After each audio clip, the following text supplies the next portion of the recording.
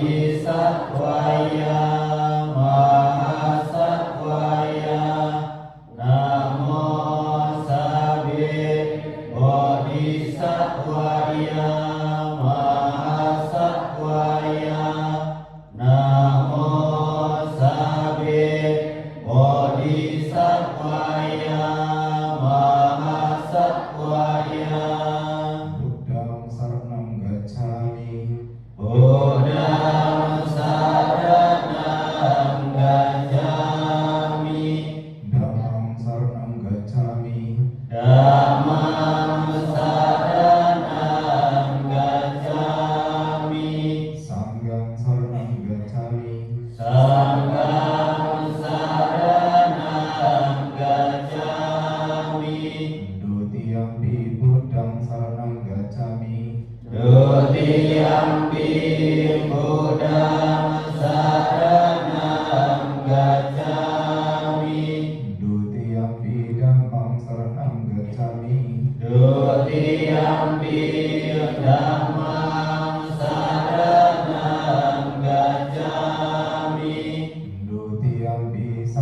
saranang gacchami. Dutiyampi sanghang saranang gacchami. Tatiyampi buddhang saranang gacchami. Tatiyampi buddhang saranang gacchami. Tatiyampi dhammang saranang gacchami. Tatiyampi dhammang saranang gacchami. Tatiyampi sanghang saranang gacchami. Tatiyampi sanghang saranang gacchami. Saranang gamanang paripunang. Amabhante. Anatipata weramani sikapadang samadhiyami. Anatipata weramani sikapadang samadhiyami. Adinna dana weramani sikapadang samadhiyami. Adinna dana weramani sikapadang samadhiyami. Kami sumi cacara weramani sikapadang samadhiyami. Kami suminta cara weramani sikapadang samadhiyami. Musawada weramani sikapadang samadhiyami. Musawada weramani sikapadang samadhiyami. Surameraya majapamadatana weramani sikapadang samadhiyami. Surameraya majapamadatana weramani sikapadang samadhiyami. Imani pancasika padani silena sugating yanti silena boga sampada silena nibuting yanti tasma silang wekso daye. Amabhante. Sadu, sadu, sadu. Setelah kita memohon tuntunan Tisarana dan Pancasila kepada Biku Sangha, marilah kita bersama-sama mempersiapkan diri melalui pikiran, ucapan, dan tindakan melalui batin yang bersih untuk bersama-sama melaksanakan meditasi pengembangan cita kasih. Meditasi pengembangan cita kasih akan dipimpin oleh Yang Mulia Biku Sangha. Pada Yang Mulia, saya persilakan. Para romo, adik-adik sedama, di saat Anda ingin mengembangkan cinta kasih, maka Anda harus merasakan terlebih dahulu bagaimana Anda disayang oleh orang tua, bagaimana Anda disayang oleh keluarga, dan siapapun. Di saat Anda merasakan kasih itu, maka Anda baru bisa kembangkan kepada semua makhluk. Baik kepada siapa Anda sayang, bisa jadi juga balik kepada orang tua, balik kepada saudara, balik mungkin ada seseorang yang dispesialkan. Kalau seandainya timbul pikiran yang tidak menyenangkan, maka Anda usahakan menyadari menyadari setiap pikiran yang muncul. Apapun yang muncul di dalam pikiran Anda harus sadar. Di saat Anda sadar setiap pikiran yang berkembang atau yang berkelana, maka itu adalah meditasi. Ya.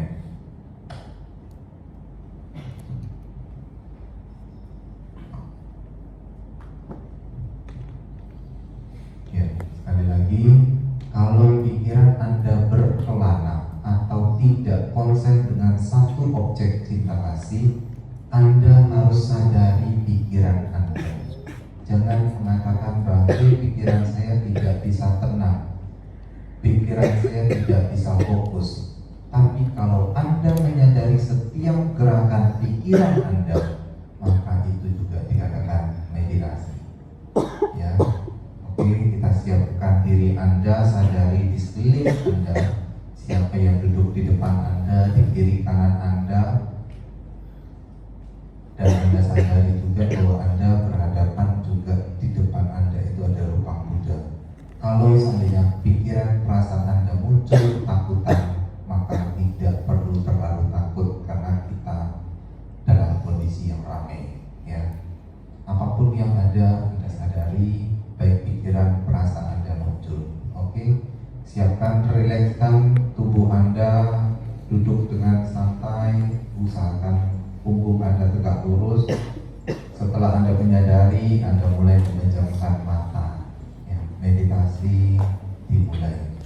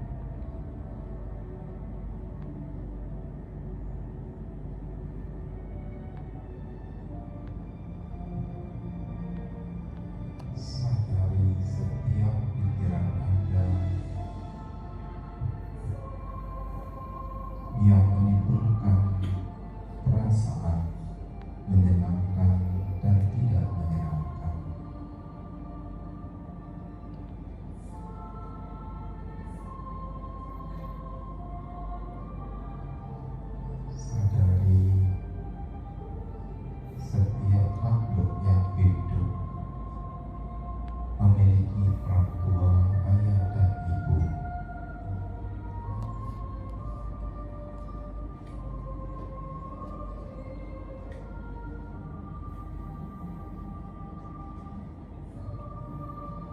Kedua orang tua yang selalu mencintai anaknya.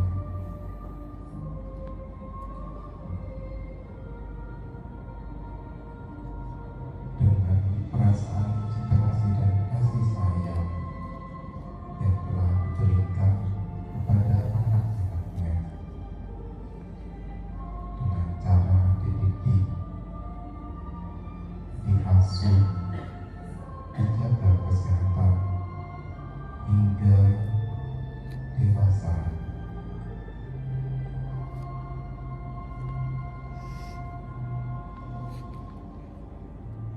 Apabila orang tua pernah melakukan kesalahan, hendaknya anak memaafkan mereka. Kembangkan cinta kasih kepada mereka yang telah melahirkan Anda, yang telah merawat Anda, yang telah mendidik Anda tumbuh dewasa.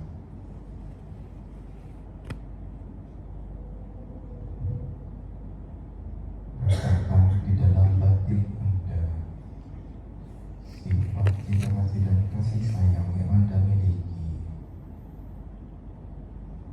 dikembangkan kepada kedua orang tua.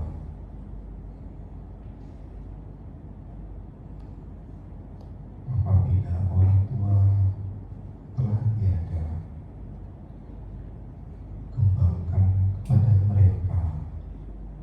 Semoga mereka mendapatkan kondisi alam yang bahagia.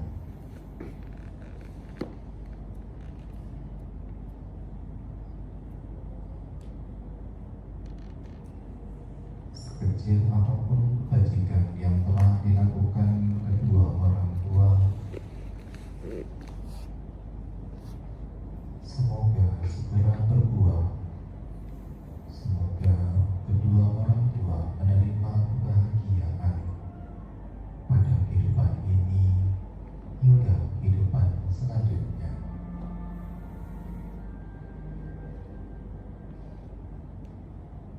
Dan semoga sanak famili yang telah meninggal turut berbahagia dengan kebajikan yang telah dilakukan.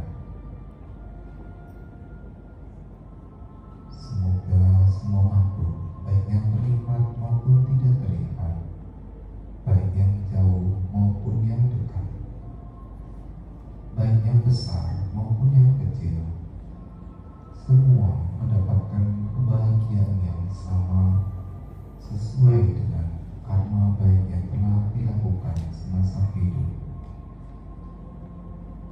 Sapi sata awirahuntu sukajino, sapi sata bawantu sukinata. Meditasi selesai. Sadu, sadu, sadu.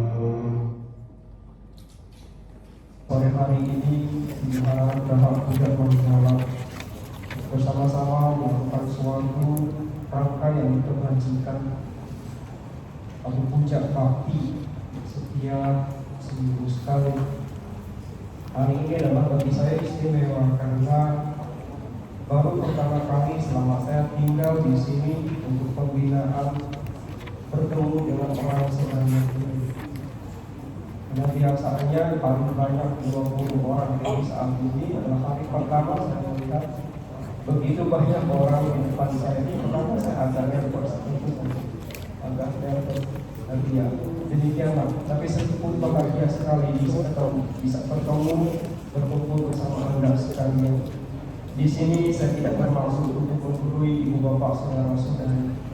Di sini meskipun saya di depan, saya memposisikan diri saya sebagai saudara sedarma untuk sama-sama saling berbagi, saling menasehati dan saling mengingatkan dalam menjalani kehidupan ini lebih baik.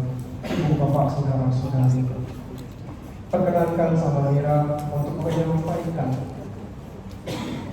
suatu pembabaran dakwah yang sebenarnya sudah sangat sering kita dengar, yaitu berkaitan dengan karma. Khususnya yang saya mau soroti di sini sampaikan baik itu orang pandita maupun para biku.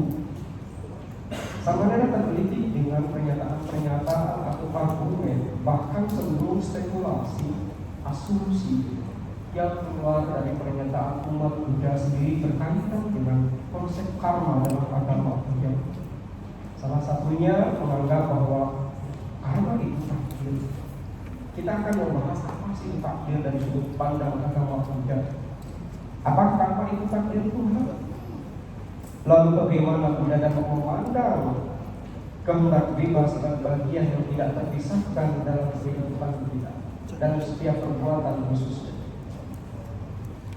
Ibu bapak saudara-saudara, sebelum kita ke inti permasalahan,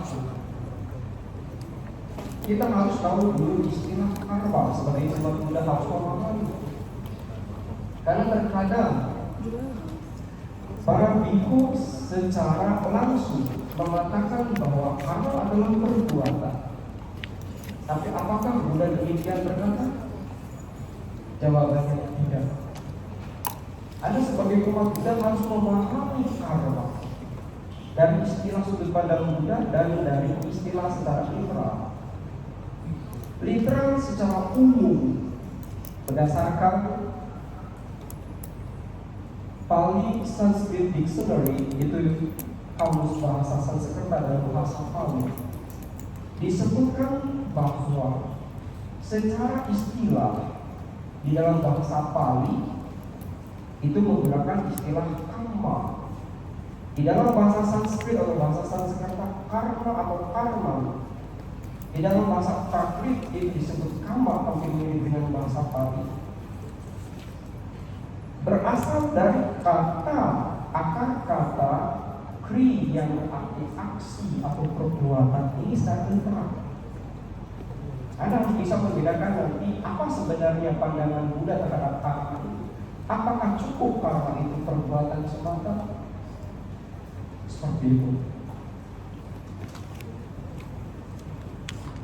Kalau kita ingin melihat pandangan Buddha mengenai karma, tentu tidak bisa dipisahkan dari konsep karma yang sudah sangat umum di dalam Sang Buddha.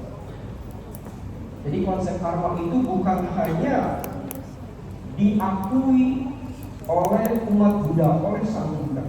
Hukum karma diyakini oleh agama-agama lain di India. Saya berbicara agama-agama yang lahir di India.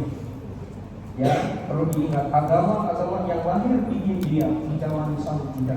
Kita harus bisa mengkomparkan, membandingkan.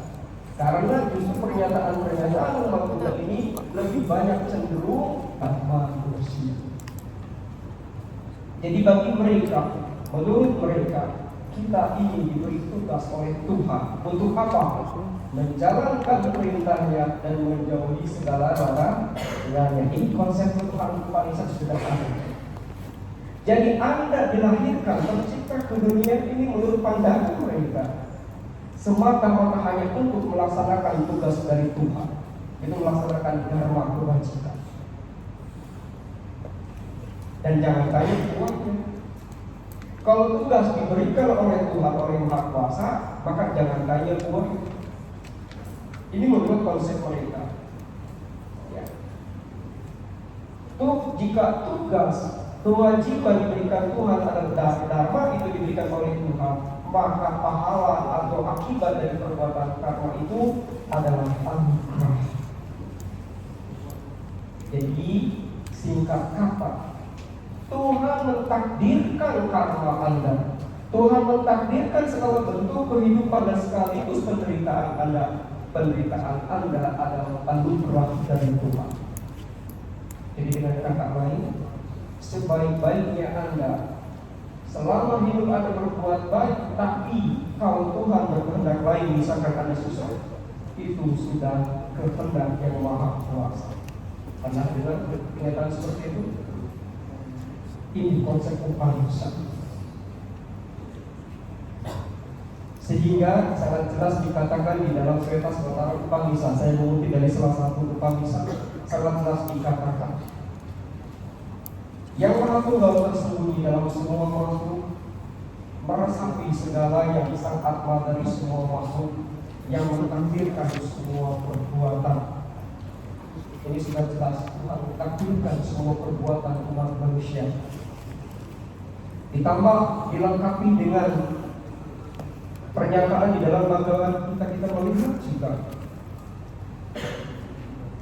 dikatakan di sini, Mahale sukada canam makar mahale diurubur mati syanggu telah karmani. Jangan menganggap dirimu penyebab hasil perbuatanmu, dan jangan terikat pada kebiasaan tidak melakukan kewajiban. Kalau kita lihat lagi di atas kalimatnya, engkau berhak melakukan tugas kewajibanmu yang telah ditetapkan, tetapi engkau tidak berhak atas hasil perbuatanmu. Sudah jelas. Jadi Anda lahir, dinyatakan lahir ke dunia ini semata-mata untuk melaksanakan perintah Tuhan. Dan jangan tanya buahnya, karena buah pahala, kebahagiaan atau apapun itu adalah kehendak dan anugerah yang maha kuasa ini menurut konsep ketuhanan. Upah Misa ini satu sudah cukup. Kemudian agama kedua adalah Jainisme. Agama Vedaisme masih ada hingga saat ini, juga Jainisme juga masih ada eksis saat ini. Kita langsung mengerti kepada konsep karma menurut Jainisme. Jainisme juga meyakini adanya konsep karma, karma pala, buah dan akibat, perbuatan buah dan akibat. Tetapi Jainisme menolak campur tangan Tuhan atau isyarat dalam segala tindakan manusia. Menurut pandangan Jainisme, perbuatan manusia adalah karena kehendak bebasnya sendiri, karena pilihannya sendiri.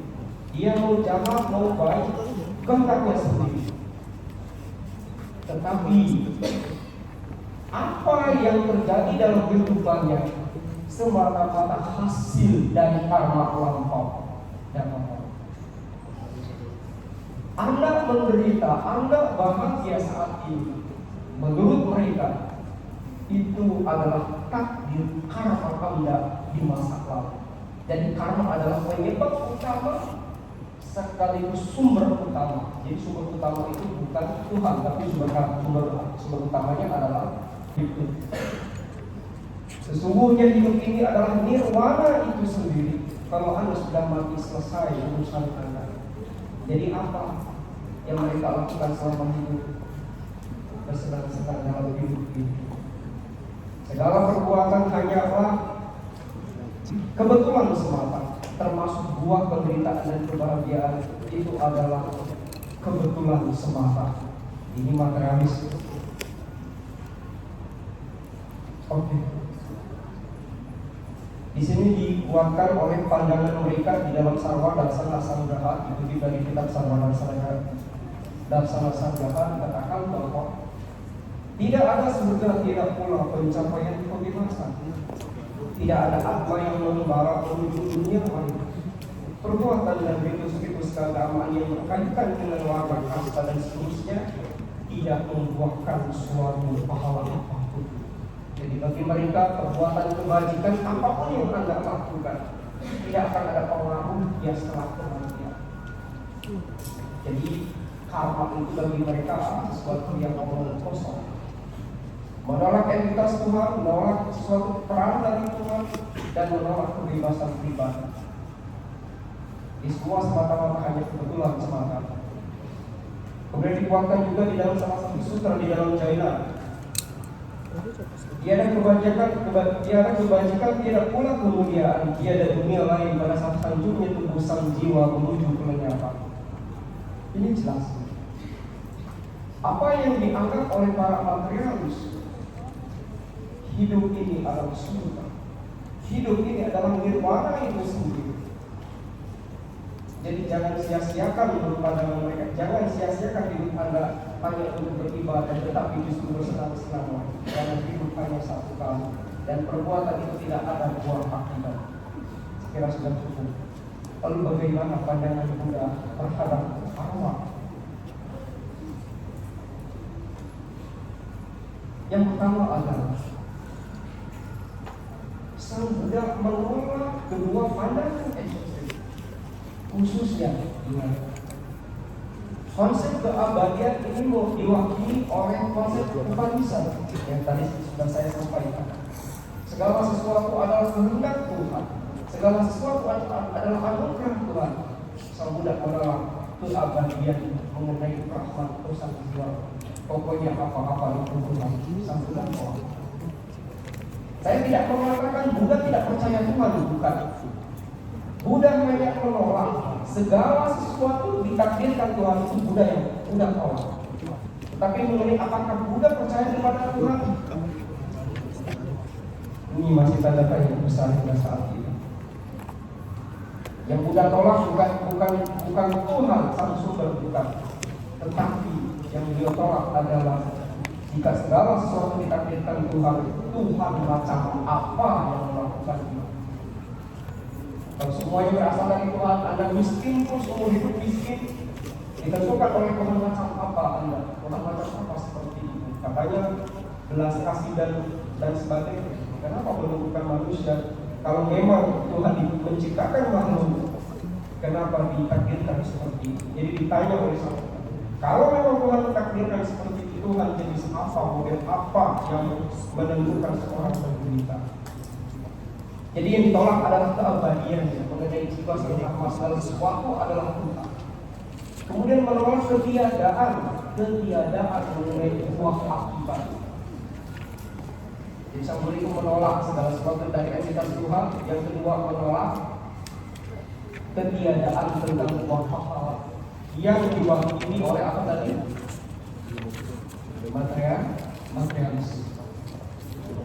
Jadi kalau keabadian itu diwakili oleh Upanishad dan Jainisme, keabadian tentang jiwa, tentang karma, sedangkan ketiadaan nanti dalam masa palingnya diwakili oleh Carwaka atau materialis zaman Buddha.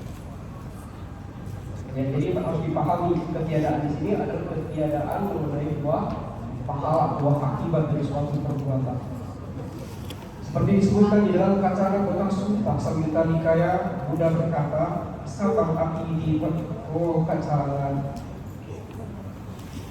ayam itu angko sabang nanti ayam itu."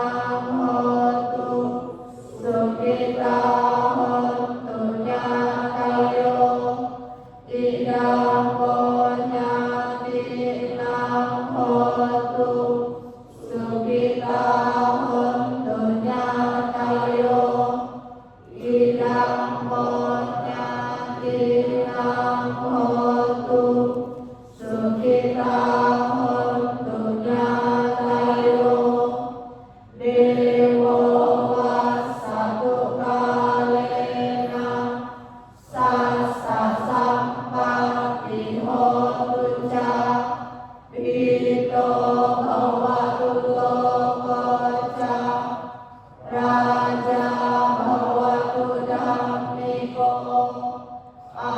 Akasata jabummata Dewa naga mahittika Punyantang anumoliswa Cirang rakan dustasanang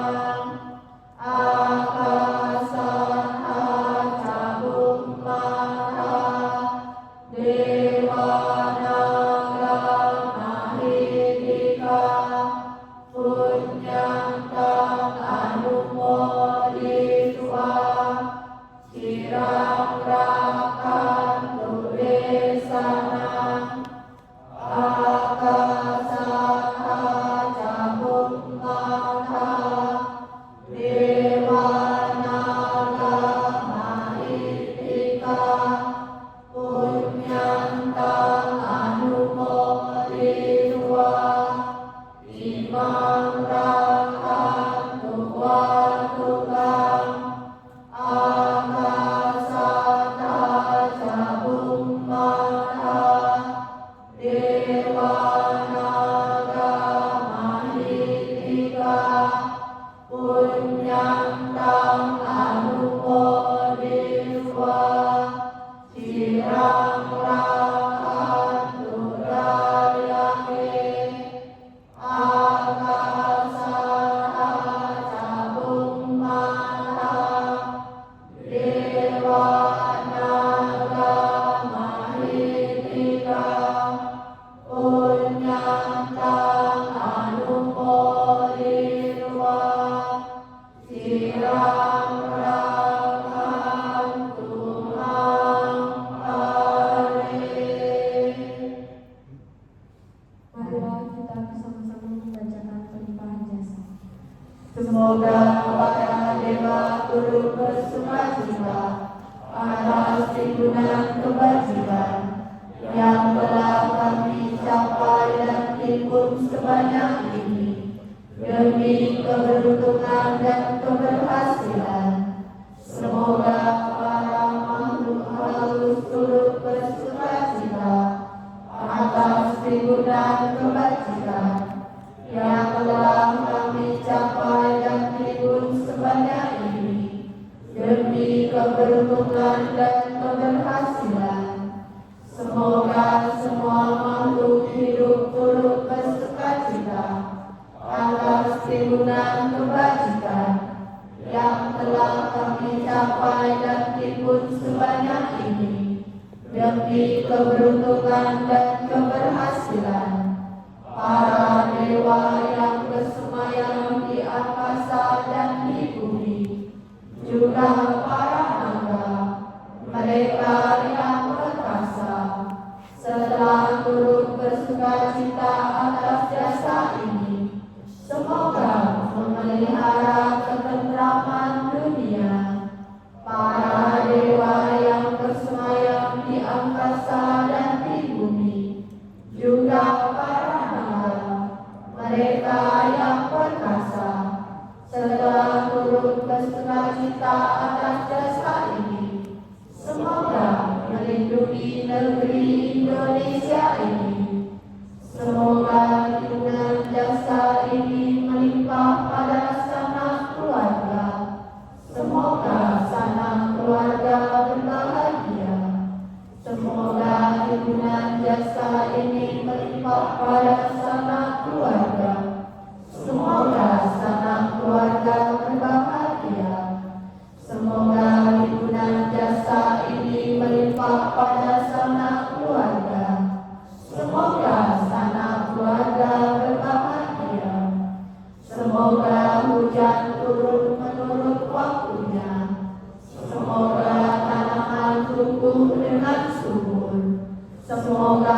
dunia menjadi makmur, dan semoga pemerintah bertindak benar. Para dewa yang bersemayam di angkasa dan di bumi, juga para naga, mereka yang perkasa, setelah turut bersukacita atas jasa ini, semoga selalu melindungi ajaran. Para dewa yang bersemayam di angkasa dan di bumi, juga para naga, mereka yang perkasa, setelah turut bersukacita atas jasa ini, semoga selalu melindungi pembakaran dharma. Para dewa yang bersemayam di angkasa dan di bumi, juga para naga, mereka yang perkasa, setelah turut bersukacita atas jasa ini, semoga selalu melindungi wihara Udaha Buddha Manggala ini. Para dewa yang bersemayam di angkasa dan di bumi, juga para naga, mereka yang perkasa, setelah turut bersukacita atas jasa ini, semoga selalu melindungi para dermawan. Para dewa yang bersemayam di angkasa dan di bumi, juga para naga, mereka yang perkasa, setelah turut bersukacita atas jasa ini, semoga melindungi semuanya. Sadu, sadu, sadu.